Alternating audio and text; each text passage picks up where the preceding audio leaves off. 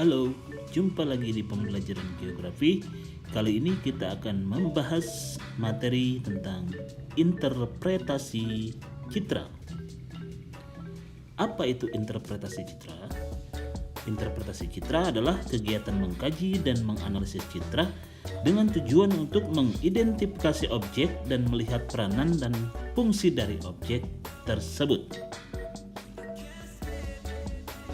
Nah, sebagai ilustrasi, kita bisa melihat ini adalah sebuah kolam renang.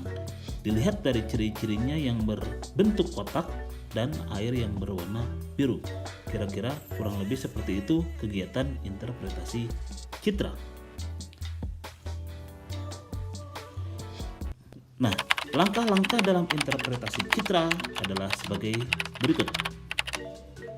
Yang pertama ada yang dinamakan dengan deteksi. Yang kedua ada yang dinamakan dengan identifikasi, dan yang ketiga ada yang dinamakan dengan analisis. Itu adalah langkah-langkah dalam interpretasi citra. Mari kita bahas satu persatu. Nah, yang pertama adalah deteksi.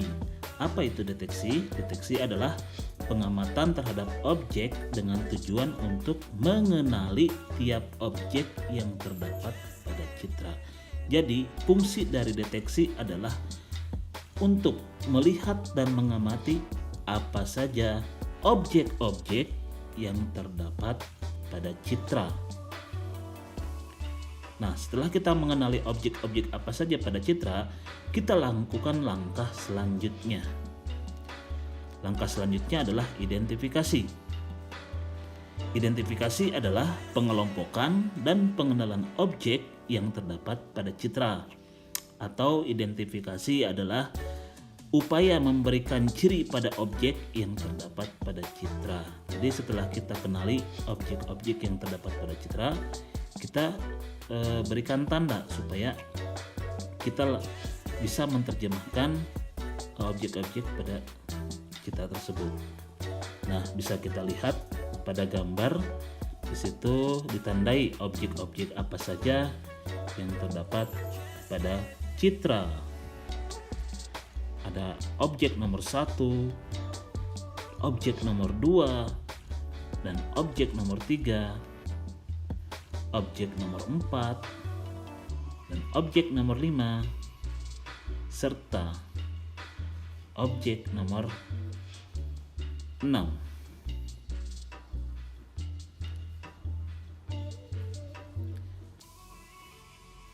Lalu, setelah kita identifikasi, maka langkah selanjutnya adalah menganalisis. Analisis adalah kegiatan menganalisis citra pada menganalisis objek pada citra dengan menggunakan unsur interpretasi citra. Untuk menganalisis objek-objek pada citra, kita harus menggunakan unsur-unsur interpretasi citra sebagai berikut. Yang pertama ada rona dan warna, tekstur, bentuk, ukuran, pola, bayangan, situs, dan asosiasi. Rona. Rona adalah tingkat kecerahan objek pada citra. Nah, pada foto hitam putih, rona objek hanya sebatas warna hitam dan putih, tergantung dari sifat pemantulan dan penyerapan cahaya. Rona gelap banyak menyerap cahaya, sedangkan terang banyak memantulkan cahaya. Pada foto berwarna, rona lebih mudah terlihat dan dibedakan berdasarkan kenampakan warna objek. Warna lebih mempresentasikan tingkat kegelapan dan kecerahan yang bervariasi. Karena dalam tiap warna terdapat tingkat kecerahan dan kegelapan yang berbeda-beda. Nah, jadi pada warna pun tingkat kecerahan dan kegelapannya beraneka ragam. Ada warna, misalkan ada warna merah muda, kemudian ada warna merah tua, warna biru muda, dan warna biru tua. Nah, di dalam citra itu perbedaan tingkat kegelapan dan kecerahan tersebut bisa membedakan karakteristik objek tertentu pada citra. Seperti di laut, pada laut terdapat warna biru muda dan biru tua. Biru tua menandakan laut yang dalam, sedangkan biru muda menandakan laut yang dangkal.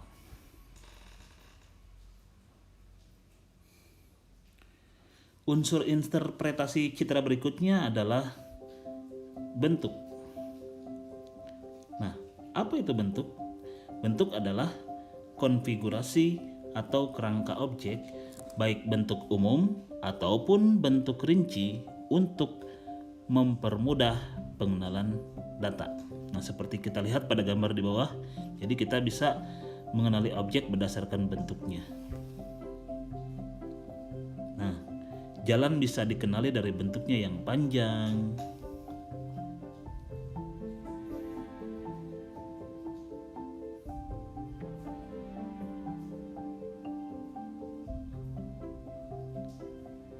kemudian gunung dapat dikenali dari bentuknya yang kerucut,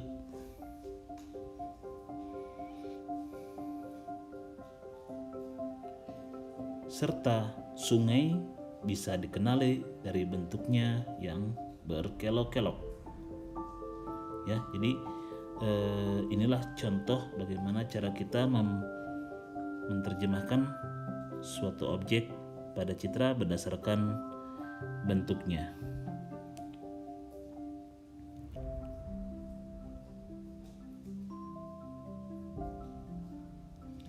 Lalu unsur interpretasi citra berikutnya adalah ukuran. Ukuran adalah satuan objek yang berupa jarak, luas, volume, ketinggian tempat, dan kemiringan. Jadi kita bisa mengidentifikasi suatu objek pada citra berdasarkan ukurannya.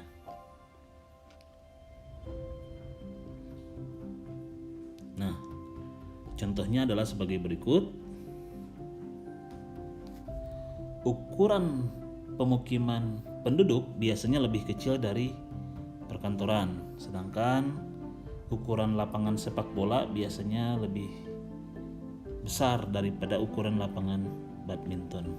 Jadi ukuran itu bisa digunakan untuk menginterpretasi objek pada citra. Nah, ini contoh yang lain.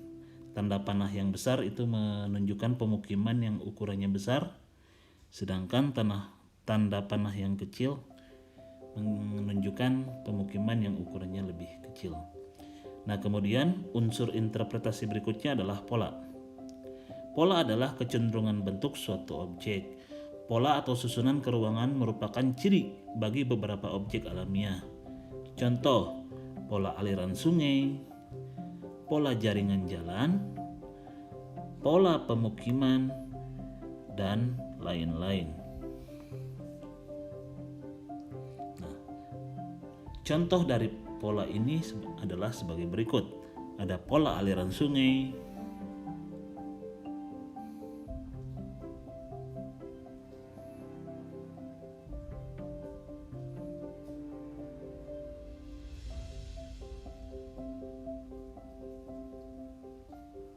kemudian ada pola tanaman yang mengikuti alur sungai, yang polanya memanjang mengikuti alur sungai.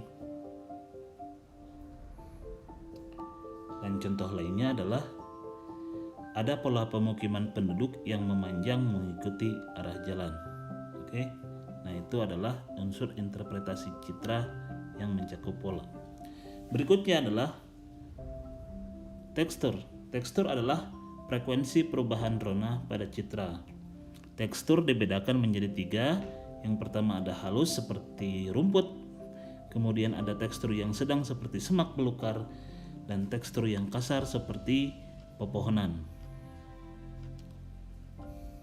Nah, untuk lebih jelasnya kita lihat contoh berikut ini. Nah, di A adalah tekstur yang halus, menandakan itu adalah vegetasi rumput. Sedangkan B adalah Tekstur yang kasar menandakan itu adalah pepohonan. Unsur berikutnya adalah bayangan.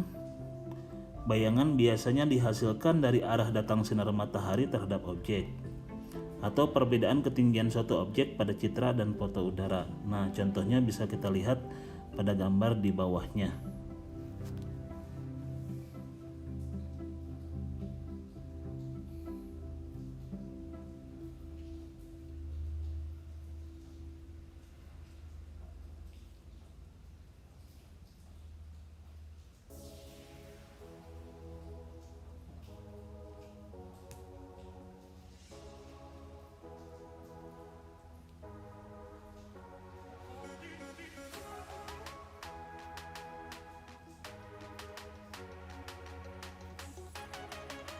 Unsur berikutnya adalah situs dan asosiasi. Situs adalah letak suatu objek yang dilihat berdasarkan lingkungan di sekelilingnya, sedangkan asosiasi adalah keterkaitan antara satu objek dengan objek yang lain. Nah, contoh dari situs adalah sebagai berikut. Nah, hubungan antara sawah dan dataran rendah. Sawah akan tumbuh baik jika berada di dataran rendah. Di sini kita bisa melihat bahwa jika kita melihat ada objek sawah, berarti kita bisa menyimpulkan bahwa di situ adalah dataran rendah, karena sawah hanya akan tumbuh baik di dataran rendah.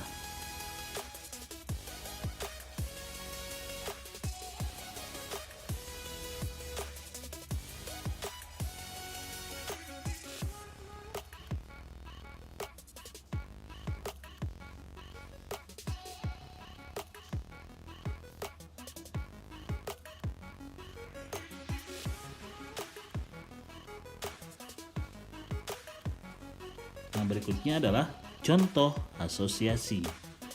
Asosiasi adalah contohnya adalah sebagai berikut: hubungan antara sepak bola dan gawang. Jika terdapat gawang, berarti di sana terdapat lapangan bola. Nah, jadi jika di dalam citra jika pada suatu citra terdapat gawang, maka bisa dipastikan di situ adalah lapangan bola. Nah, selain contoh-contoh ini, kita bisa menyebutkan contoh-contoh yang lainnya. Seperti hubungan antara kapal dan pelabuhan. Jika terdapat banyak kapal laut, berarti di situ terdapat pelabuhan. Jadi ada hubungan yang saling terkait antara satu objek dengan objek yang lainnya.